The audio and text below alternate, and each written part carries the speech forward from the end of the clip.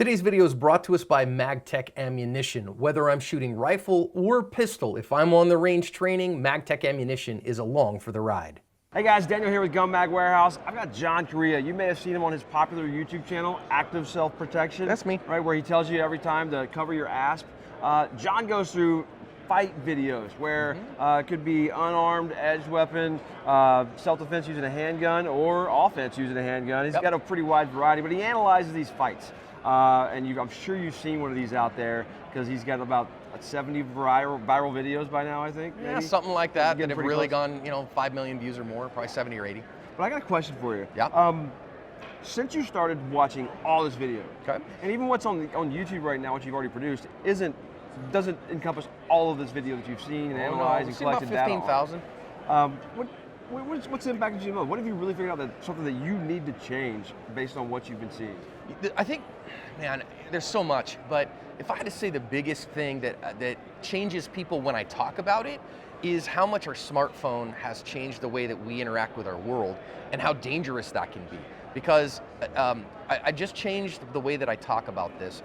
In the self-defense world, we like to talk about situational awareness. And in fact, I think we use that term so much that it's overused, that it's saturated, that it doesn't mean anything anymore. It's a MacGuffin. And so instead I started doing what your mama talks about, pay attention, right? Yeah. When you're about to cross the street and you're gonna get hit by a car, your mama smacks you, goes, hey, she doesn't say situational awareness. Right. She goes, hey, pay attention, right? So teaching folks and teaching myself, I'm a tech junkie, right? I love my smartphone and it connects me to my world. And hello, I make a living on YouTube, right? Yeah. And so being on my phone is something that is kind of natural to me, and as a late Gen Xer, I'm kind of a Xennial, I guess. That's kind of our world, but man, you gotta learn to stick that phone in your pocket, and that has really changed my way. And it's funny, because here at SHOT Show, there's people here who are fans and friends, and one of the biggest things that I've heard from them, and I heard several times from several people, is, hey man, you changed the way I live my life. And I'm like, talk to me, what do you mean? Yeah. They go, well, I started paying attention to my world more, especially in transitional spaces. And that's probably the number 2 part, is defining what I mean by transitional spaces. So, it's not my term, it's an architectural term. I mean, we talk about self-defense and fighting and the use of a firearm and paying attention. All these things that goes into living a safer life, right? Yep. Or living a safer lifestyle. But these things that are happening out there, we're not making this up. It's not hyperbole. Like there's horrible violent events that you didn't expect. It's real. I saw one yesterday, a girl standing in front of an elevator. I think that she was on her phone or something, the guy's right behind her. And she's not paying attention. Dude wrecks her. Yeah, absolutely takes destroys everything.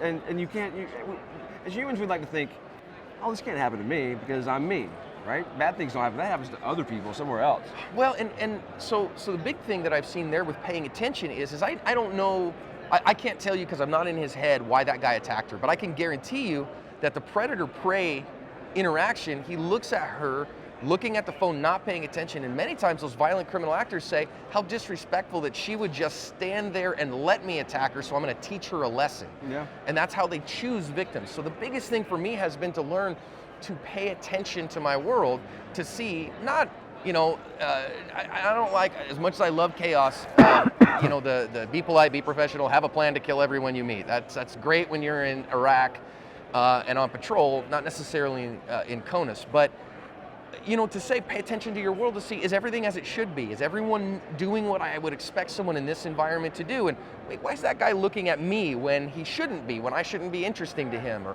why is he standing there in an area when everybody is moving? So paying attention has probably been the biggest change that I've had. As you do that, you're going to be observed doing that. Yeah. By a potential good guy or a bad guy. Right. Like it's like that guy's really looking around a lot over there. And that can lead to deselection.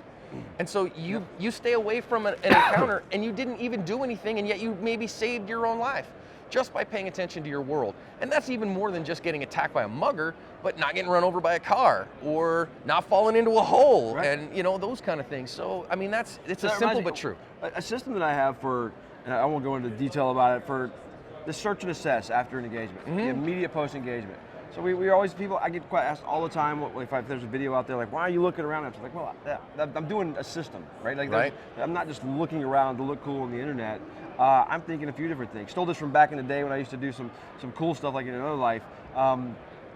Is there anything here that can hurt me? That's the first thing I'm thinking about. And chances Are there anybody's around? Yeah, chances are there's not anybody's around, right? But I'm looking around. Am I standing in a parking lot? Law enforcement officers have been in gunfights at close range across hoods of cars, and then they find themselves in the middle of a freeway. Right? You need to be, oh, I'm not in a good spot. Right. I need to move. Oh, I'm standing in traffic. I Right. got to move. So is there anything else here that can hurt me? And if there is, make sure that thing can't hurt you. Right. Well, it could be human, could be a car, could be whatever. And then you go through another system like, what's my next problem that I need to solve, and medical and all that other good stuff. But that's one of the first things is to get them looking around. Is there anything? And then am I standing in the most survivable location, right? Right. And getting that information, bringing it in. And that's what we should be doing all the time. Yeah, amen. I totally agree. To an extent, you get really wore out when you're like, that guy might be trying to kill me. That guy is trying to kill me. That's But what I mean. But it's not that crazy. No. Like, you don't have to go that. And some people think of this like that's what these guys are doing. No, I just go, is it normal? Is this guy cool? Yeah, he's cool. He's doing his thing. That guy's not paying attention to me. I'm not worried about it. You teach, right? Yeah, all the time. Right? So when I have a class and I'm teaching a guy, I don't care what their level is. I don't care if this is like a super SWAT dude that's just awesome or if it's a brand new shooter. I'm thinking the whole time. And some of the drills we do get a little crazy, they're safe, tons of controls, but Right. we're outside their comfort zone a little bit. Sure. Right? So if they don't have good weapons handling, things are scary. I don't care what level you're at. When I'm working with somebody with a gun in their hand, I'm thinking, all right, how are they going to muzzle me? How are they going to muzzle me? How are they going to muzzle me? Like, Yep. right, he's going to muzzle me, right? Nope, he didn't do it that time. He's going to muzzle me. He's going to muzzle himself. He's going to muzzle somebody else. And then to the point where, but I do that so much, I don't consciously think about how he's going to muzzle. It's that little thing that's over here while I'm thinking about how to help him and analyze what he's doing and everything else. But I've trained myself to be thinking how, that's awareness. Like You're what that paying level is. attention, Yeah. paying attention. So I think that's a great way to live life, and I think doing all the videos has really led me in that direction. Awesome. Cool. Thanks, John. Anytime, I appreciate it. Guys, I'm Daniel with Gun Mag Warehouse. Thanks for watching. Don't forget to subscribe.